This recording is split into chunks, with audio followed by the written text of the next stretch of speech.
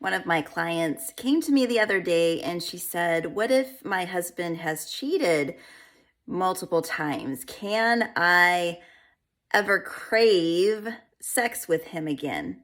And this is a very valid question because cheating is one of the most common things that can happen in a relationship, the most common thing that can break people up, or it can solidify again and you guys could work it out. And so I thought I would just share how I responded to her in case you have ever stumbled across this situation for yourself, or if you are afraid of it happening. Maybe you've had a friend that their husband has cheated and now you are a little apprehensive to get into a long-term relationship because you don't know if it's going to happen, and it can actually cause some fear or some resistance to a long-term relationship. And so I will share one step that you can actually take if you're in the situation, if you've been in the situation, you're scared of it happening again, or if you're feeling resistant to a long-term relationship because you don't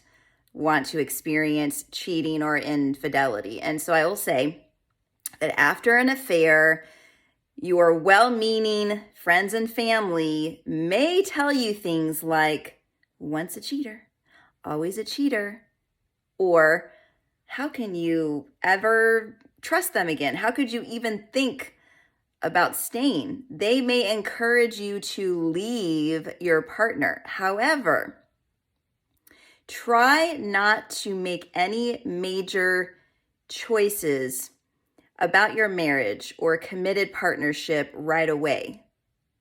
In the early stages after the discovery of an affair, most people are in the crisis phase. And there are two more phases to go through before you need to make any type of long-term decision. As long as you and the children are safe, treat yourself as if you've just been through a major car wreck. You're probably going to feel like your life has just been shattered to pieces. This time will pass if you get help and practice the skills you learn in each phase of discovery. Now, during the crisis phase, you will feel emotionally unstable. You might lose sleep. You might need to remind yourself to eat, take care of yourself. You may have intrusive thoughts about the affair and demand to know the details about your partner's infidelity. This could lead to conflicts and even arguments. And yet, against your better judgment, you might actually be having more sex with your partner than ever before, passionate even, intense sex. You could be embarrassed to tell your therapist or your friends, and you don't want your partner to think that this means that they are forgiven.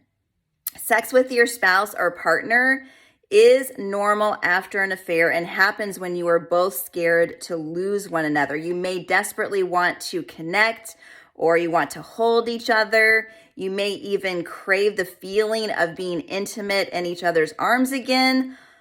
Also, now that distance has been created between the two of you, you may find you are drawn to one another to use sex not only as comfort, but to express what is known in the animal kingdom as primal mate guarding. He's mine, she's mine type of feelings. So although this could really be confusing, it is a natural result of a new relationship being formed again. Now, for others, there's no allure, there's no sexual cravings for each other. You have no interest in even being naked with one another. So during this crisis phase, you may find there's so much betrayal and anger and resentment that you can't even imagine connecting to your partner ever again sexually. So if this is the case, talk to your partner directly about your feelings. Share with them if you are not ready to have sex. Maybe you're okay with some intimate time, holding hands, playing with hair, kissing, but maybe you're not ready for intercourse. Just be honest with where you're at. It's really important to take your time and find other ways to feel safe as you move through this particular phase of recovery. Now, after your partner cheats, it may take a hit on your confidence. So one way to build your self-esteem back up is to slow down the process and be assured that there's no pressure to have sex before you are ready. Whether you're sexual or shut off in this particular crisis phase, this first phase will pass. And you will recognize when you're entering phase 2. This is actually the phase that I help clients with. It's the insight phase. I also help clients with a phase of recovery, how to heal and how to welcome in sex again. So if this is something that you are experiencing, if you need some help in this or just need to talk to somebody to feel like any phase that you're in is normal, please reach out to me. But I hope this is helpful. I have worked with so many clients that have been able to reestablish boundaries, reestablish trust, build that trust, forgive, and open themselves up to be sexual with their partners again. So there is hope. You don't have to jump to divorce if you still are in love with this person, if they're still in love with you and they are open to making a renewed commitment to only have sex with you again. So I hope that this tip has been helpful. Again, I understand. I'm here for you. I've been working with couples and women by themselves in a situation like this for 8 years. You're not alone. You have a friend in this. And so I do, again, hope that this has been helpful. Please reach out if you need support in this way. Otherwise, I hope you have an amazing day. And thank you so much for being here and following and listening. I love you all. And I will talk to you soon. Bye.